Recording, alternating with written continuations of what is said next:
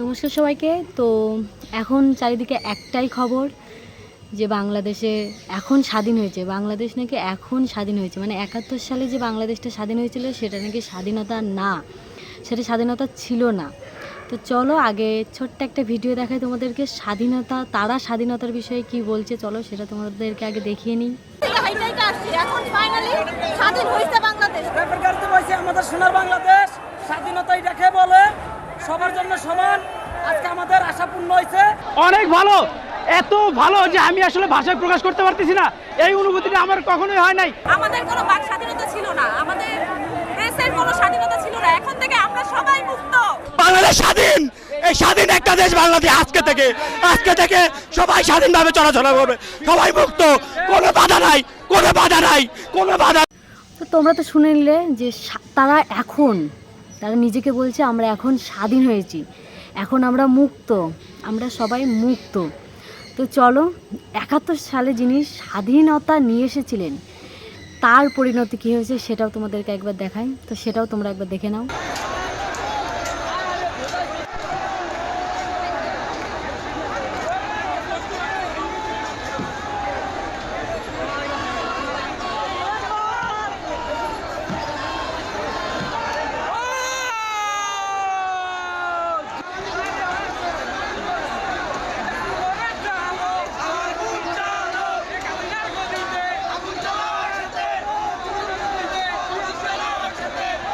71 সালে যিনি স্বাধীনতা নিয়েছিলেন তার পরিণতিতে তোমরা দেখেই নিলে।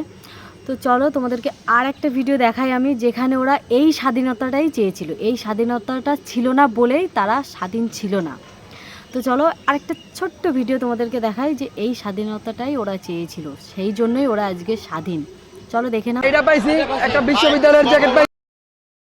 তো এরই নাম হচ্ছে স্বাধীনতা। এটাই ওরা করতে পারছিল না, সেই জন্য ওরা পরাধীন দেশে ছিল।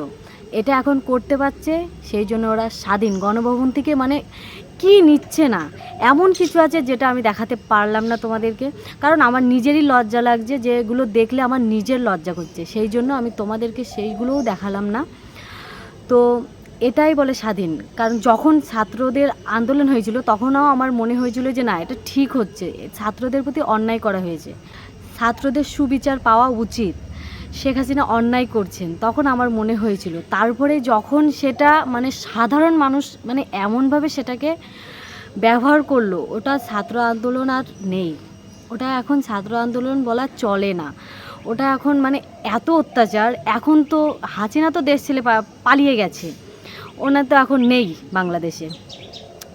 তারপরে ওনারা কি করেছেন, গণভবনে ঢুকে মানে যা কিছু ছিল এমন কিছু কিছু জিনিস, মানে সবজি খেতে ঢুকে সবজি, হাঁস মুরগি, ওনার গণভবনের যত জিনিসপত্র ছিল সব কিছু লুটপাট করে নিল। এই স্বাধীনতাটাই ওরা চেয়েছিল, মানে লুটপাটের স্বাধীনতা। তো তোমরা কারা আমার সাথে একমত কমেন্ট করো। আর স্বাধীনতা এখানে ছাত্ররা সুবিচার কোথায় পেল আমি এটাই বুঝতে পারলাম না।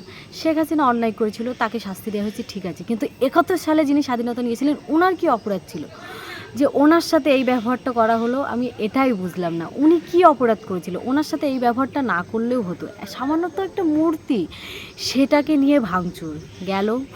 তারপরে এখন বাংলাদেশের হিন্দুদের উপরে অত্যাচার কেন?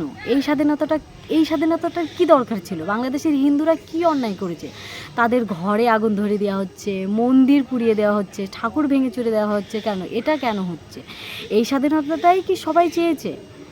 সবাই কি একমত? এই স্বাধীনতাটার জন্যই সবাই এই যে লড়াই করছে, ছাত্রগুলো এই স্বাধীনতাটার জন্যই লড়াই করলো, যারা শহীদ হয়েছেন তারা এই স্বাধীনতাগুলোই চেয়েছিল, তাই তো? আমার তো এখন তাই মনে হচ্ছে যে ছাত্ররা এরকম স্বাধীনতাই চেয়েছিল। এই স্বাধীনতার জন্যই অনেক ছাত্রের প্রাণও গেল।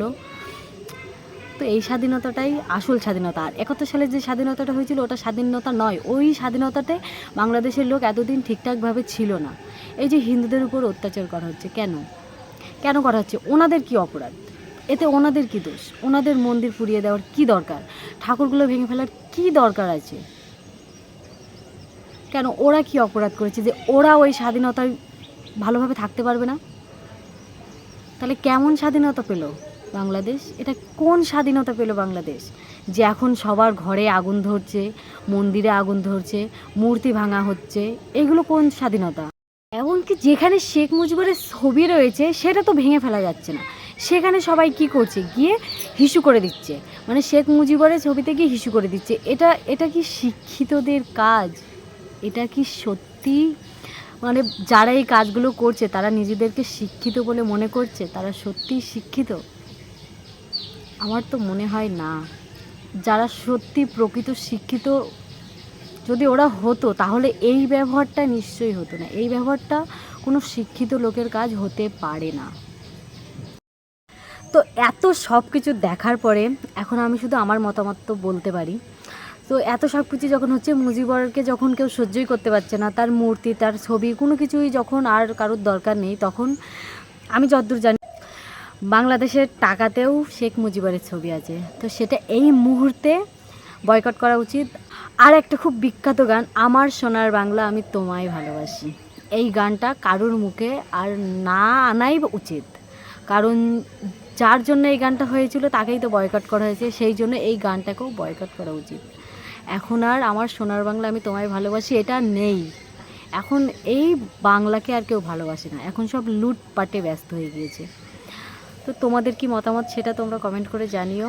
আর আমার সাথে একমত হলে একটা লাইক করো, আর চ্যানেলে নতুন হলে সাবস্ক্রাইব করো, ফেসবুক থেকে দেখলে অবশ্যই পেজটাকে ফলো করো। নমস্কার সবাইকে, ভালো থাকবে সবাই।